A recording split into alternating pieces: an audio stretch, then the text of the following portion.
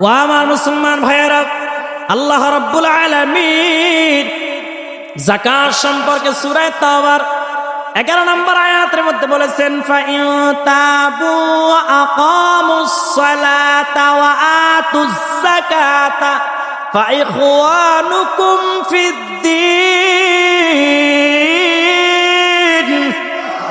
আমার আল্লাহ রাব্বুল আলামিন বলেন, যদি তারা কুফর এবং শিরিক যদি তারা ছেড়ে দেয়, তারা যদি তওবা করে, নামাজ কায়েম করে, যাকাত আদায় করে, তাহলে তারা হলো তোমাদের দ্বীনী ভাই। জোরে বলেন সুবহানাল্লাহ।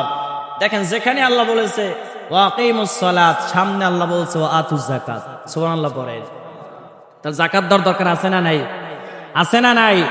এবার যাকাত ফরজ হওয়ার শর্ত কি কি এটা আমাদের জানতে হবে। যাকাত ফরজ হওয়ার শর্তগুলো কি কি?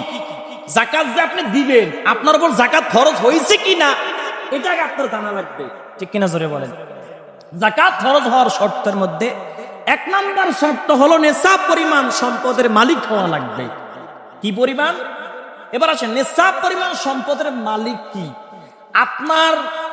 আপনার তত্ত্বাবধানে, আপনার নিজের হাতে যদি 7.5 ভরি স্বর্ণ, 52.5 ভরি রূপা সমপরিমাণ অর্থ, বা 7.5 ভরি স্বর্ণ, 52.5 তোলা রূপা আপনার কাছে যদি 1 বছর থাকে, আপনার কাছে এই সমপরিমাণ সম্পদ যদি আপনার কাছে 1 বছর থাকে, তাহলে আপনার উপর যাকাত কি? এখন মাঝখান দিয়ে অনেকে মনে মনে সুযোগ খুঁজবে যে হুজুর 52.5 ভরি রূপাও নাই, 7.5 ভরি স্বর্ণও নাই, তাহলে তো যাকাত মনে ফরজ হয় নাই। মানে জনগণ এত সুযোগ খুঁজে মাসালা ঘুরায় ফুরে চায় আর কি সবাই, যে হুজুর যাকাত একটা মিলিয়ে জেলিয়ে দেন। মনে রাখবেন, আপনার কাছে যদি 60,000 টাকা জমা থাকে 1 বছর, কয় বছর? সোজা ফতুয়া, 1 বছর যদি 60,000 টাকা জমা থাকে, আপনার উপর যাকাত ফরজ। আপনার উপর যাকাত কি? ফরজ। কারণ বর্তমান সময় 52.5 ভরি রূপাও মানুষের কাছে সহজে থাকে না, 7.5 ভরি স্বর্ণও সহজে পাওয়া যায় না, ঠিক কিনা? স্বর্ণের ভরি এখন 1 লক্ষ হয়তো 45,000 বা 50,000 টাকা মনে হয়, 1.5 লক্ষ টাকা সম্ভবত, 22 ক্যারেট যেটা, সেটা হিসাব করলে তো অনেক টাকা। 7.5 ভরি স্বর্ণ, তো 7.5 ভরি স্বর্ণ কিন্তু এখন মানুষের ঘরে পাওয়া সহজে যায় না, অনেক ভালো ভালো ফ্যামিলিতেও পাওয়া যায় না। তাহলে এই ফতোয়া যদি আমরা দাঁড়া করে রাখি যে 7.5 ভরি স্বর্ণ আর 52.5 ভরি রূপা থাকাই লাগবে, তাহলে জীবনে মানুষ 80% যাকাত দিবে না, ঠিক কিনা জোরে বলেন। তাহলে আমরা কি আমরা কোনটা হিসাব করব? যে আপনার কাছে যদি 50 থেকে 60,000 টাকা 1 বছর থাকে, তাহলে ওই 50,000 টাকার যাকাত দিতে হবে। শতে কয় টাকা বলেন তো? 2.5 টাকা। হাজারে কয় টাকা? হাজারে কত? 25। লাখে কত? 2,500 টাকা। এটা হিসাব করে যদি আপনারা যাকাত দেন, বেশি যাকাত আসে? আসে না। বেশি যাকাত আসে না। 2 নাম্বার, মুসলমান হওয়া। বিধর্মীদের উপরে যাকাত ফরজ না। 3 নাম্বার, বালেক হওয়া। নাবালেকের উপরে যাকাত ফরজ। ওর নামে যত সম্পদ থাক, নাবালেকের উপর যত সম্পদ থাক, ওর উপর যাকাত ফরজ হবে না। 4 নাম্বার, জ্ঞানী এবং বিবেক সম্পন্ন হওয়া। পাগলের উপরে যাকাত ফরজ না। যদিও পাগলের অনেক সম্পত্তি থাকে, তাও তার উপর যাকাত ফরজ হবে না। স্বাধীন বা মুক্ত হওয়া, দাস দাসীদের উপরে যাকাত ফরজ নয়। মালের পূর্ণ মালিকানা থাকা, মানে ওই যে 70,000 1 লাখ টাকা আপনার মালিকানা থাকা লাগবে, ওখানে যদি অন্য একজনের মালিকানা থাকে, আপনার কাছে আপনার পরিপূর্ণ মালিকানা না থাকে, এর মধ্যে আরো 2 জন যদি মালিকানা থাকে, তাহলে ওই মালের যাকাত ফরজ হবে না। 7 নাম্বার, নেশাব পরিমাণ মাল ছাড়া হওয়া লাগবে, অতিরিক্ত হওয়া লাগবে। মানে কি? আপনার চেয়ার, টেবিল, খাট, পালং এগুলোর যাকাত নাই, বুঝেন নাই? আপনি যে বাড়িটা থাকেন, আপনি যে বাড়িটা থাকবেন, ওই বাড়ির যাকাত নাই। তবে যদি ওই বাড়ি ভাড়া দেন, ভাড়া দিলে যে টাকাটা আসবে, যদি ওই টাকাটা আপনার কাছে 1 বছর থাকে জমা, বুঝছেন? ভাড়া দিচ্ছেন, উঠছে, খেয়ে ফেলছেন, আপনার লাগছে, ওটা নিত্য প্রয়োজনীয় টাকাটা আপনার লাগছে, আপনার যাকাত ফরজ হবে না। কিন্তু জমা রাখছেন, 1 বছর হয়েছে জমা রাখছেন, ধরেন 1 লাখ টাকা জমা রাখছেন, ও টাকার জাকাত দিতে হবে। বুঝতে পেরেছেন জাকাতের কত গুরুত্ব? দেখেন নবীজি সাল্লাল্লাহু আলাইহি ওয়াসাল্লাম জাকাতের বয়ান করতেছেন। কি করতেছে? বয়ান করে। এমন সময় একজন ইহুদি মহিলা পাশ দিয়ে হেঁটে যায়, জাকাতের বয়ান করতেছে, পাশ দিয়ে হেঁটে যাচ্ছে, মহিলা দাঁড়ায় শুনছে যে জাকাত দিলে সম্পদ পবিত্র হয়, সম্পদ বৃদ্ধি পায়,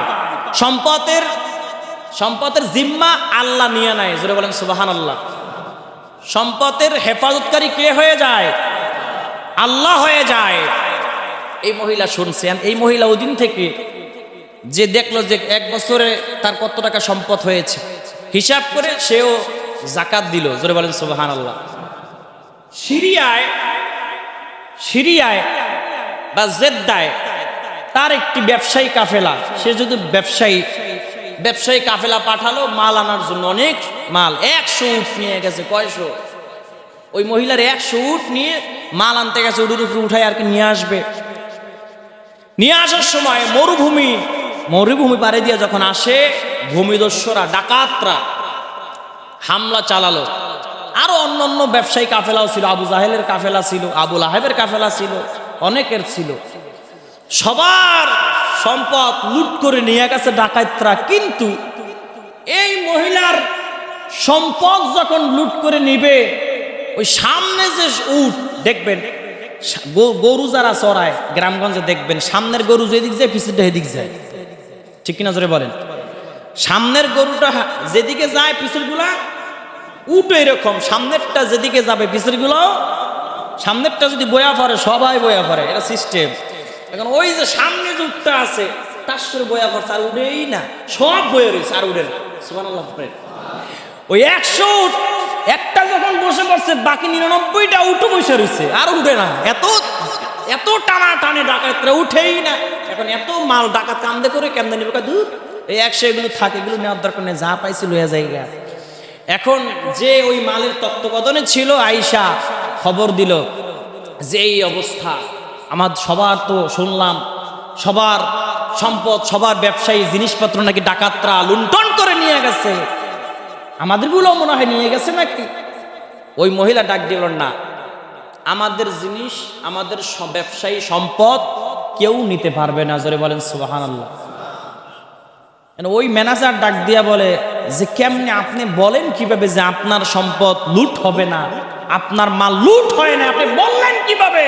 বলে আমি এই জন্য বলছি, আমি এই মালে জাকাত দেই, আমার সম্পদের জাকাত দিয়েছি আমি। আপনি তো মুসলমান না, জাকাত দিলেন কেমনে?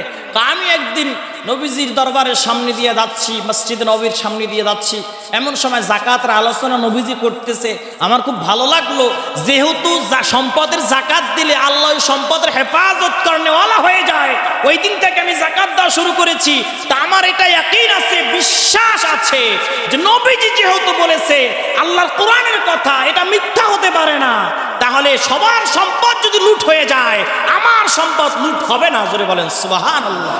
কিছুক্ষণ পরে খবর আসলো, আর বলে যে আমাদের যেই ব্যবসায়ী মাল ছিল, সম্পদ ছিল, সবারটা লুট করে নিয়ে গেছে, আবু জাহিল্লালটা নিয়ে গেছে, আবু লাহাবের গুলো নিয়ে গেছে, কিন্তু আমাদের গুলো নিতে পারে নাই। আমাদের গুলো নেওয়ার জন্য যখন আসছে, আমাদের সামনের যে উট ছিল, ওই উটটা এমন ভাবে বসে গেছে, বাকি 99টা উটও বসে গেছে, যার কারণে এই উটগুলোকে এতটা না টানছে, উঠাইতে পারে নাই, ব্যর্থ হয়ে ডাকাতরা ফিরে গেছে, আমাদের সম্পদ আমাদেরকেই দিয়ে গেছে। জোরে বলেন সুবহানাল্লাহ। জাকাত দেওয়া লাগবে কি লাগবে না? ও আমার মুসলমান ভাইরা, আমার নবীজি সাল্লাল্লাহু আলাইহি ওয়াসাল্লাম একদিন নামাজের মধ্যে দাঁড়াইলেন।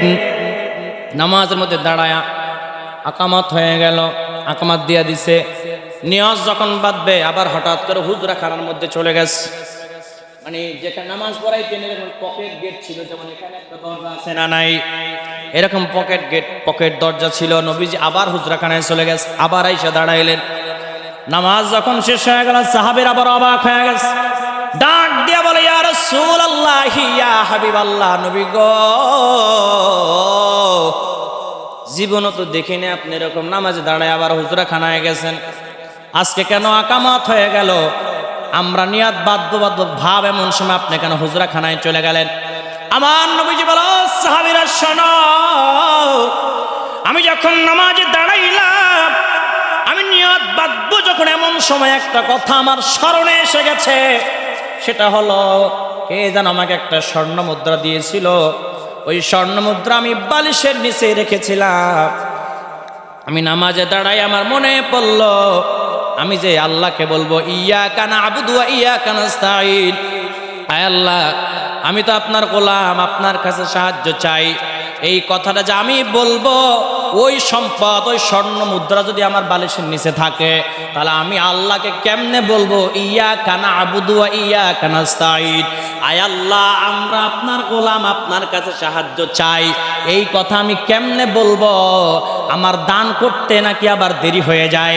এই জন্য স্বর্ণ মুদ্রা আমি একজন ভিক্ষুককে দান করে দিয়া তারপর আইসা আবার নামাজের মধ্যে দাঁড়াইছি। জোরে বলেন না সুবহানাল্লাহ। ও আমার মুসলমান ভাইয়েরা, এবার আসেন, যাকাত আদায় না করার শাস্তি কি? যাকাত আদায় না করার শাস্তি আছে না নাই? আছে না নাই? আমার নবীজি সাল্লাল্লাহু আলাইহি ওয়াসাল্লাম হাদিসের মধ্যে বলেছে, যাদের উপর যাকাত ফরজ হয়েছে তারপরেও যারা যাকাত দেয় না, এদের শাস্তিগুলো কি হবে দেখেন। নবীজি হাদিসের মধ্যে বলেন, আমার নবীজি সাল্লাল্লাহু আলাইহি ওয়াসাল্লাম হাদিসের মধ্যে বলেছেন, মালান ফালাম ইউআদ্দি যাকাতাহু মুসিলা লাহু মালাহু ইয়াউমাল কিয়ামা, আল কিয়ামতের ময়দানে যাদের উপর যাকাত ফরজ হয়েছিল, যাকাত দেয় না দুনিয়ায় থাকতে, কাল কিয়ামতের ময়দানে তাদের গলার মধ্যে একটা বিশাল বড় সাপ ঝুলিয়ে দেওয়া হবে। সাপ কি ঝুলিয়ে দেওয়া হবে?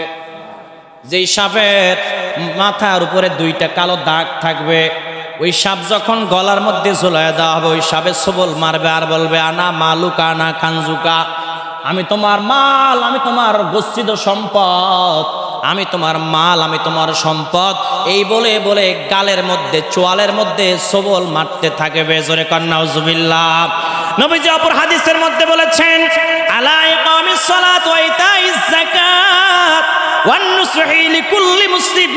আমার নবীজি সাল্লাল্লাহু আলাইহি ওয়াসাল্লাম বলে, যাকাত দেওয়ার জন্য প্রতিটি মুসলমানদের জন্য আল্লাহ তাআলা ফরজ করে দিয়েছে, ঘোষণা দিয়েছেন। নবীজি কার ঘোষণা? নবীজি। আমার নবীজি বলে যাকাত দিতে হবে, যাদের উপর যাকাত ফরজ হয়েছে, যার উপর ফরজ না তার যাকাত দেওয়া লাগবে না। সুবহানাল্লাহ পড়েন। ও আমার মুসলমান ভাইয়ের, আমার নবীজি সাল্লাল্লাহু আলাইহি ওয়াসাল্লাম অপর হাদিসের মধ্যে বলেছেন, ইয়াকুলু মা খলাতাতিজ যাকাতু মালান কাত্তু ইল্লা আহলাকাতুহু। আমার নবীজি সাল্লাল্লাহু আলাইহি ওয়াসাল্লাম বলে, যেই ব্যক্তি যাকাতের মালের সঙ্গে তার সম্পদ সংমিশ্রিত করলো, আমার নবীজি বলে ওই মাল আল্লাহ তাআলা ধ্বংস করে দিবে। কি করে দিবে? ধ্বংস হয়ে যাবে।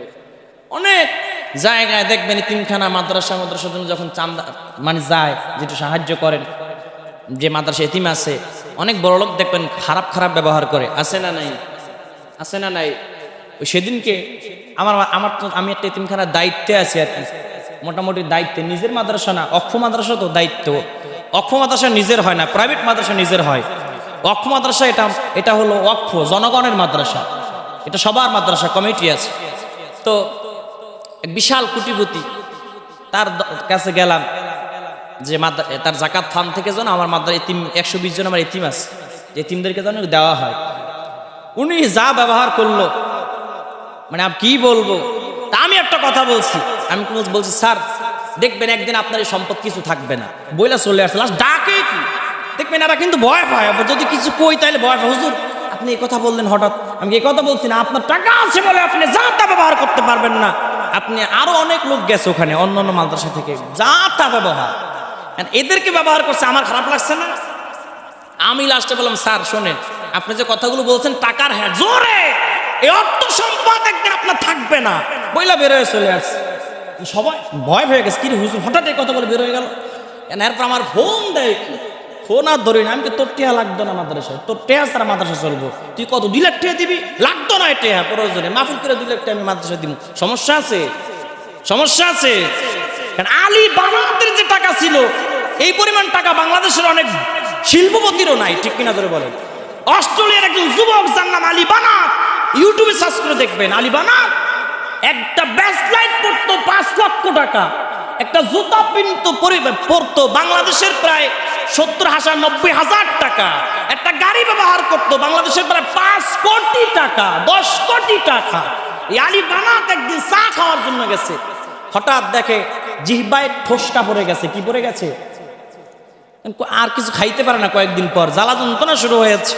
ডাক্তারের কাছে চলে গেছে, গিয়া বলে ডাক্তার আমার কি হয়েছে দেখেন, চা খাইতে গেছি পরে হঠাৎ করে জিহ্বায় একটা ফোসকা পড়ে গেছে, আর ভালো হয় না, কিছু খাইতে পারি না। ডাক্তার পরীক্ষা করে দেখে যে আলী বানাতের ক্যান্সার হয়েছে। কি হয়েছে? ক্যান্সার হয়েছে। পরীক্ষা করে দেখে যে এ একদম শেষ স্তরে চলে গেছে, আর ভালো হওয়ার নাই। আলী বানাতকে ডাক দিয়ে বলে, আলী বানাত তোমার ক্যান্সার হয়েছে, 1 2 3 4 একদম 4 নম্বর স্তরে চলে গেছে, ভালো হওয়ার সম্ভাবনা নাই। আলী বানাত বলে ডাক্তার যত টাকা লাগে আমি দিব, আপনি আমার চিকিৎসা করেন। ডাক্তার বলে আল্লাহ ছাড়া তোমাকে কেউ বাঁচাইতে পারবে না। জোরে বলেন সুবহানাল্লাহ। আলী বানাত সে শপথ নিল, যেই সম্পত্তি যেই টাকা পয়সা আমাকে রোগ থেকে মুক্ত করতে পারে না, আমাকে সুস্থ করতে পারলো না, এই টাকা পয়সা ধন সম্পদ কিচ্ছুর দরকার নাই, সব কিছু আমি আল্লাহর রাস্তায় দান করে দিলাম। জোরে বলেন সুবহানাল্লাহ। যে আলী বানাত বাঁচার কথা 3 মাস, ওই আলী বানাত 3 বছর বেঁচে ছিল। জোরে বলেন সুবহানাল্লাহ। আলী বানাত যতদিন হসপিটাল ছিল, আলী বানাতের মুখে শুধু আল্লাহর নামের জিকির আল্লাহর নামের জিকির করেছে। কোনো আওয়াজ করে নাই। মৃত্যুর সময়ও কালেমা পড়তে পড়তে দুনিয়া থেকে বিদায় হয়েছে। জোরে বলেন সুবহানাল্লাহ।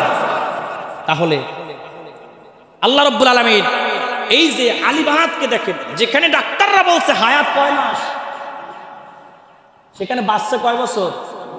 তাহলে যদি যাকাত দেয়, ধন সম্পদ আল্লাহর দান করে, তাহলে হায়াত বাড়ায় দেয় কে? বাড়ায় দেয় কে? এটা একটা প্রমাণ।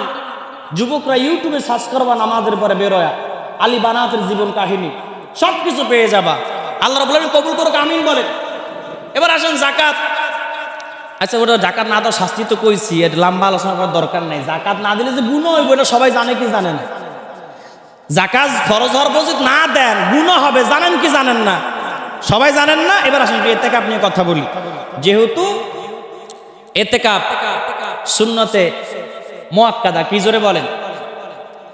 রমজানে শেষ দশকে যে ইতিকাফ আমরা করি, এটা সুন্নতে মুআক্কাদাল কিফায়া, মানে হলো এই মহল্লা থেকে, এই মসজিদে একজন যদি ইতিকাফ থাকে, সবার পক্ষ থেকে কি হয়ে যায়? আদায় হয়ে যায়। আর যদি কেউ না থাকে, সবাই কি হবে? গুনাহগার হবে। ইতিকাফের ফজিলত কি? নবীজি সাল্লাল্লাহু আলাইহি ওয়াসাল্লাম বলেছেন, মান ইয়াতাকাফা 10 ফি রমাদান কানা হুজ্জাতাইন ওয়া উমরাতাইন। নবীজি সাল্লাল্লাহু আলাইহি ওয়াসাল্লাম বলেন, যেই ব্যক্তি রমাদান মুবারকের শেষ দশকে ইতিকাফ করবে, তার জন্য 2টি হজ ও 2টি উমরার সওয়াব আল্লাহ তার আমলনামায় লিখে দেয়। জোরে বলেন সুবহানাল্লাহ। আরো জোরে বলেন না সুবহানাল্লাহ। শুধু তাই না, নবী সাল্লাল্লাহু আলাইহি ওয়াসাল্লাম আরো বলেছে, যারা ইতিকাফ করে তাদের জন্য তামাম দুনিয়ার মানুষ যেই ইবাদত করবে, যে আমল করবে, ওই পরিমাণ সওয়াব তাদের আমলনামা আল্লাহ লিখে দেয়। জোরে বলেন সুবহানাল্লাহ। ফেরেশতারা তাদের জন্য আল্লাহর কাছে দোয়া করতে থাকে। জোরে বলেন না সুবহানাল্লাহ। এবং যারা ইতিকাফ থাকে এরা কিন্তু সবে কদর মিস করে না। ইতিকাফের শর্ত সমূহগুলো কি? এই ওয়াজ তো আপনারা প্রতি বছর শুনেন, এই ওয়াজ তারপর একটু রিপ্লাই করা, হালকা পাতলা একটু ধারণা দেওয়া। ইতিকাফের শর্তগুলো কি? প্রধান হলো, প্রথম 1 নম্বর হলো ইতিকাফের নিয়ত করা, রোজাদার হওয়া, জামাত হয় এমন মসজিদ হওয়া, মুসলমান হওয়া, আকেল জ্ঞানবান হওয়া। তাহলে ইতিকাফের প্রধান শর্ত, নিয়ত করে ঢোকা লাগবে। কোন সময় ঢুকবে? 20 রমজান আসরের পর মসজিদে ঢুকে যেতে হবে, আর যখন চাঁদ দেখা যাবে তখন বের হবেন। বুঝতে পেরেছেন? এবং আপনারা এগুলো খুবই খেয়াল রাখবেন। ইতিকাফ অবস্থায় উল্টাপাল্টা কথাবার্তা বলা যাবে না, বেহুদা কথা বলা যাবে না, বেশি বাহিরে যাওয়া যাবে না, গোসল গাছল ছাড়া মসজিদে বাহিরে যাওয়া যাবে না, বাড়িতে গিয়ে স্ত্রীর সাথে কথা বলা যাবে না। তারপরে আপনার প্রয়োজন ছাড়া কথা বলা যাবে না, মানে শরীয়তের বাইরে কথা বলা যাবে না। কোরআন তেলাওয়াত করবেন, তাসবিহ তাহলিল করবেন। যদি আপনি এতেকাব অবস্থায় বাইরে যে ঘুরতে থাকেন, এতেকাব নষ্ট হয়ে যাবে, খুব খেয়াল রাখা লাগবে এগুলো। এতেকাবের আরো মাসালা আছে, ইমাম সাহেব আছে, ইমাম সাহেব থেকে আপনারা জেনে নেবেন। আল্লাহ রাব্বুল আলামিন আমাদের সকলকে আল্লাহ তাআলা আত্মীয়তার হক আদায় করার তৌফিক দান করুক, আমিন। যাদের উপর যাকাত ফরজ হয়েছে তাদেরকে যাকাত আদায় করার তৌফিক দান করুক, আমিন বলেন।